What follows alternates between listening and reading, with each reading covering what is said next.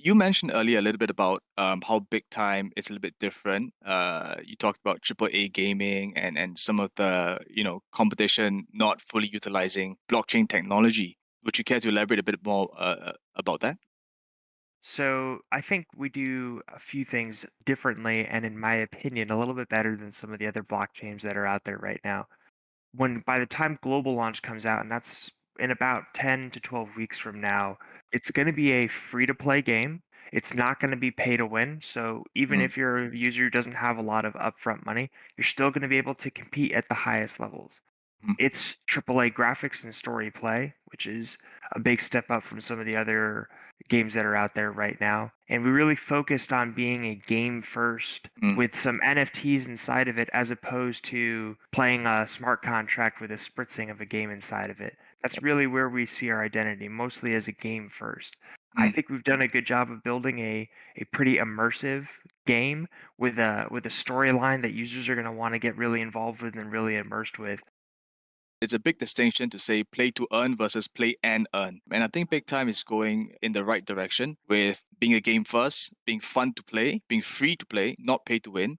And Mm. but there is a potential there to earn some money on the side as well. I think that's a really good way to go about it for the long term, the longevity of the game and making sure that it's fun to retain the player base. I think it's a really good direction.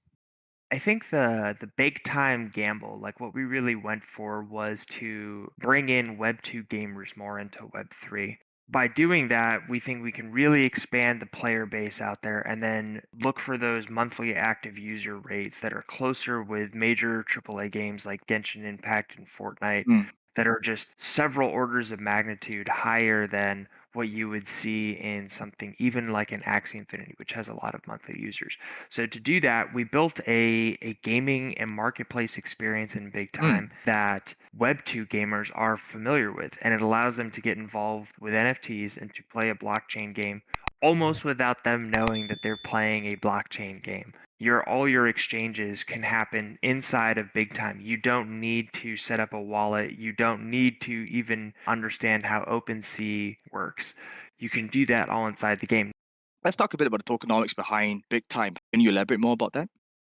We do tokenomics pretty differently than in other games. To collect the token inside of Big Time, you need to have space, and then you need to have a thing called an hourglass enabled. And when you do that, it basically sets a countdown timer for you that allows you, as you play the game, to pick up the token as you're playing. The token for us only comes from in-game play. There's no IDO, there's no IDC, and it's not tied to governance as well.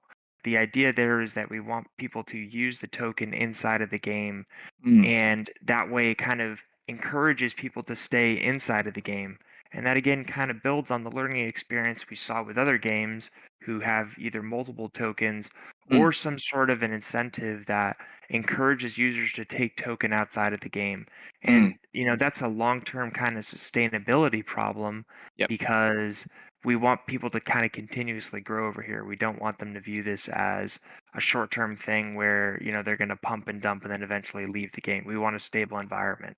So, from a scholar perspective, or from someone who's a bit more concerned about making some money, and we as a guild, as a company, we definitely commend the long term vision.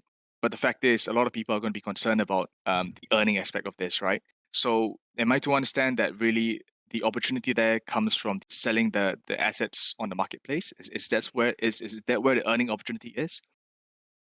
Yeah, that's a big part of it. So if you look at Big Time right now, it's gold pass holders who are in the game, and the way that a lot of them are playing is they've obviously enabled their gold pass. They're playing in the early part of the game, and then they're collecting NFTs as they play. Correspondingly, they're taking some of those NFTs and putting them onto the marketplace, and people are buying them. They're selling their own, and there's a pretty lively amount of transaction that goes on there every day. So that's a way that I've seen some of the players doing it so far. That's during early access. During early access, there's no space enabled. None of the guild features are going to be enabled yet. So there's certainly going to be more ways for people to get involved to upgrade their own, to put those onto the marketplace and do fellow exchanges. And then perhaps most importantly, the token is going to be enabled during global launch. There's no token drops right now. So those are all a variety of different ways we've seen users discussing how they're gonna get involved in big time. So as a guild, how would I, how does the scholarship system look like? How does that look like right now? The guild management system. We haven't released a lot of our guild management details yet, and that's by design. In part because we're going through final testing of it right now. We've got a really rock solid team of mathematicians and economists who are doing the final stress testing on our economy because we know once we launch the game, we're pretty committed to that economy, and we want to make sure it's sustainable and enjoyable for everybody. So that being said, there's a couple ways I've seen guilds discuss how they want to get involved, but I think it goes back to a very simple core loop of players out there collecting NFTs and bringing them back to some sort of space that's owned by a guild, and that Mm, guild then upgrades those things and then, either puts them onto the marketplace, and then correspondingly they enable that hourglass feature for players, which allows those players to then go collect the token. So basically, players give up their NFTs in exchange. They get the hourglass enabled, which allows them to do a token. Some of that may change by the time we get to mm. the actual game launch. Everybody's going to kind of optimize a little bit differently. And with regards to that, what does the long-term kind of roadmap look like? I think when we announced early access period back in January or February or so, we said it was going to be 10 weeks. I'm here and telling you it's going to be longer than that.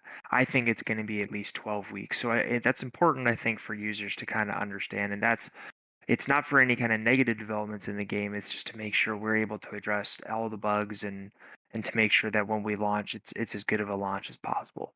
So in probably another 10 to 12 weeks from now, that's when global launch might happen. That's where all the guild features are going to be enabled. So the space looks like almost like a guild house, is it? Yeah, yeah, it does. It's supposed to be an individualized, customizable area. Right. So, I've used a variety of different metaphors. I'm like, hey, it's almost like a castle. Mm, It almost looks like a house that you build in The Sims where you can customize all the furniture and move stuff around, and that's by design. So it's like a land NFT, but it's non-locality based. So it's mm. not like I can go running in the game and run past Jared's space and play Ding Dong Ditch. Um, it's your own individual private area, and then you can Right. customize the thing inside of it, like putting your own NFTs inside of it. So that's how we were able to incorporate some of the other cool parts of blockchain into it.